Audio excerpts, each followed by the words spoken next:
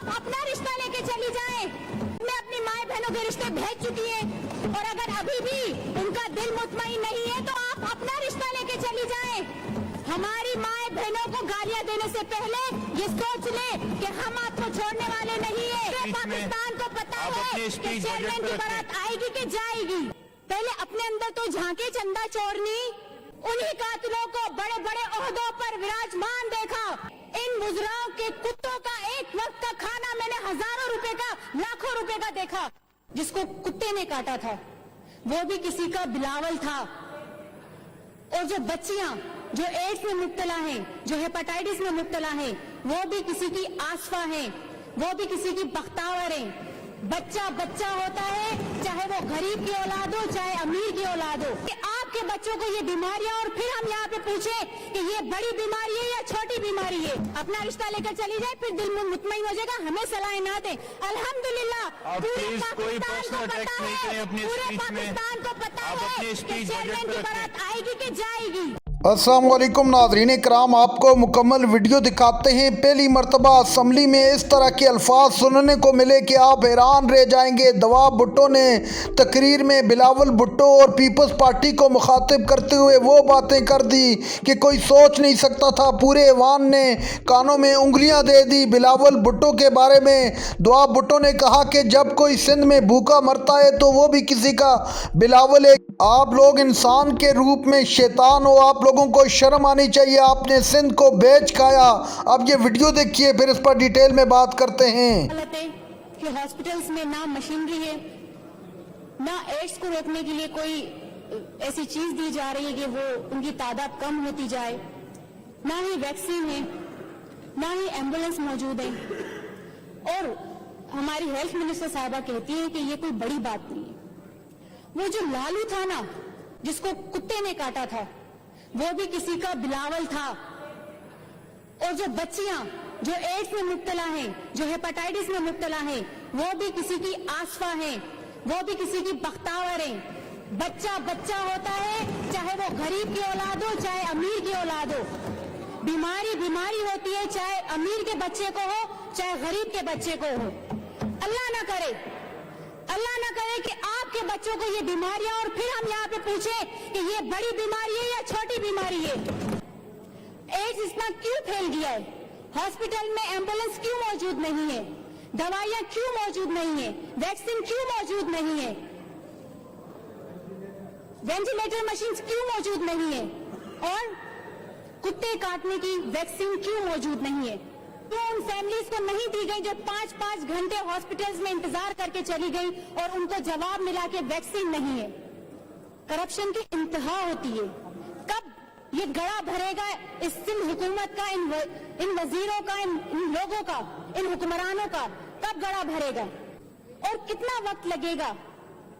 यही करप्शन हम देखते रहेंगे। 11 साल हो गए, 12वां साल स्टार्ट होगी, 12वीं बजट स्टार्ट हो गई, लेकिन अभी तक सिंध का ये हाल है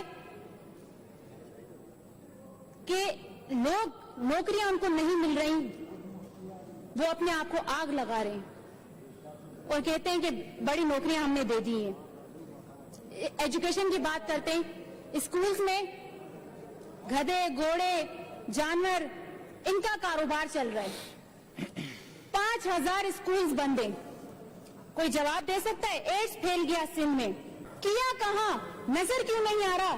तो हमेशा की तरह हमसे कहा जाता है कि जाएं, सिंध में जाएं और जाकर देखें कि हमने क्या सहूलियत दे दी है, क्या हमने सुकून दे दिया जिनसे हमने वोट लिया है, कितनी आशाएं दे दी है हमने, कितने पुरसुकून है लोग। तो स्पीकर जनाब चेयरमैन साहब, मैंने सोचा चले मैं इस बार निकलती हूँ सिंध की तरफ। हम लोग निकले और बहुत अफसोस हुआ, निहायत ही अफसोस हुआ कि सिंध में थर के बच्चों को मैंने बूंद बूंद के लिए, एक ग़िज़ा के दाने के लिए तरसते हुए देखा, मैंने मरते हुए देखा, उनकी लाशें देखी, मैंने आज तक देख रही हूँ। तो कहीं पे मैंने इन मुजराओं के कुत्तों का एक वक्त का खाना मैंने हजारों रुपए का, लाखों रुपए का देखा। जिसकी इज्जत की बात करते हैं, जिन बहनों की बात करते हैं, जिनकी लड़ी की बात करते हैं, उन बहनों को मैंने रोडों रस्तों पे डिलीवरी करते देखा, उनको एम्बुलेंस भी मौजूद नहीं, उनको पट्टा भी मौजूद नहीं। और कहीं पे मैंने उन वुज़राओं के आगे पीछे 20-20 मर्सिडीज का प्रोटोकॉल देखा। कहीं पे मैंने उम्मे रुबाब जैसी हजारों मजलूम लड़कियों को अपने खानदान के इंसाफ के लिए नंगे पांव दौड़ते देखा। तो कहीं पे मैंने उन्हीं कातिलों को बड़े बड़े ओहदों पर विराजमान देखा। मैंने सिंध में करबला का मैदान देखा। जी क्या ये वो सिंध है जिसको ख्वाब बेनजीर मोहतरमा शहीद बेनजीर भुट्टो ने देखा था? क्या ये वो ख्वाब है जिसका शहीद जुल्फ़िकार अली भुट्टो ने देखा था? यकीनन उन्होंने ये ख्वाब नहीं देखा था। उन्होंने ख्वाब देखा था गरीब को नौकरियां मिले। उन्होंने ख्वाब देखा था सिंध में कोई उनको आशाइश मिले, नौकरियां मिले। रोटी कपड़ा का नारा लगाने वाले आज ये हुक्मरान बैठे हुए रोटी कपड़ा गरीब आवाम से छीन के अपने महलात बना दिए, अपने गाड़ियां बना दी, अपनी आगे पीछे प्रोटोकॉल की 10-20 मर्सिडीज ले ली। यकीनन आप चुप कराएं, मैंने सबकी सुनी है चुप करके, तो इसलिए आप जो है इनको चुप कराएं। आप अपनी स्पीच करें। अगर फिर मैंने पर्सनल अटैक कर दिया तो फिर बड़ा रोएंगे, बड़ी चीखें निकलेंगी, इसलिए चुप करा दें इनको। जनाब चेयरमैन साहब, मैं एक बात कहना चाहूंगी जो बहुत जरूरी है, जो हमारे सिंध की बहनों और बेटियों को 2 दिन पहले यहाँ पे एक तरह से गाली दी गई, मैं उस बात पर जवाब देना जरूरी समझती हूँ। और वो बात कर रही है, पहले अपने अंदर तो झांके चंदा चोरनी, पहले अपने अंदर तो झांके, फिर बात करें। और वो इतने कॉन्फिडेंस से रिश्ते भेज रही थी, ऐसा लग रहा था खुद ने प्रैक्टिकली कर चुकी है, खुद ने अपनी माए बहनों के रिश्ते भेज चुकी है। और अगर अभी भी उनका दिल मुतमईन नहीं है तो आप अपना रिश्ता लेके चली जाएं। हमारी माए बहनों को गालियां देने से पहले ये सोच ले कि हम आपको छोड़ने वाले नहीं है, ऐसे आपको छोड़ेंगे नहीं। जो जुमले इस्तेमाल करेंगे उसका जवाब आपको मिलेगा। अगर अभी भी मुतमईन नहीं है तो अपने चेयरमैन के पास चली जाए, अपना रिश्ता